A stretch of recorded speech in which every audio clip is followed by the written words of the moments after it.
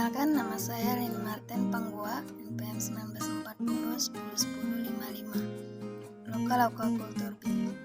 Baiklah, di sini saya akan membawakan materi tentang Sclerotenema. Morfologi dari Sclerotenema. Ostatum merupakan alga jenis diatom, unisel, filamentik, yang selnya berbentuk kotak, yang terdiri atas epitecia, bagian yang lebih besar, dan 5 hipotecia, bagian yang lebih kecil, yang bertangkup menjadi satu. Spesies ini tergolong Pentate diatom yang berkembang biak secara isogami. Bagian hipotecia berlubang-lubang yang polanya khas dan indah, yang tersusun atas silikon oksida dengan diameter sel 4-15 mikron. Setiap sel diatom dipenuhi dengan sitoplasma. Klasifikasi dari Sclerotenema.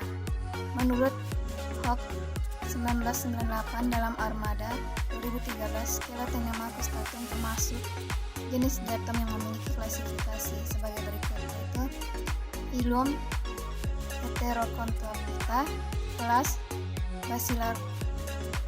Basilaroicea, ordo Centrales, genus Sclerotenema, spesies Sclerotenema costatum.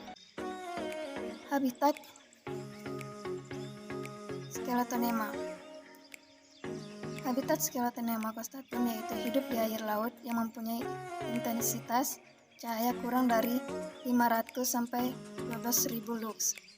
Jika intensitas cahaya kurang dari 500 lux, Sclerotenema costatum tidak dapat tumbuh.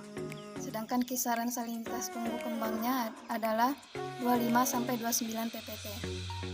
Suhu untuk pertumbuhan 20 sampai 34 Celcius. Sedangkan suhu optimalnya adalah 25 sampai 27 Celcius. Sementara itu, derajat keasaman media hidupnya berkisar 7, 5 sampai 8. Reproduksi Sclerotenema costatum secara normal berproduksi secara aseksual, yaitu dengan pembelahan sel. Pembelahan sel yang terjadi berulang-ulang.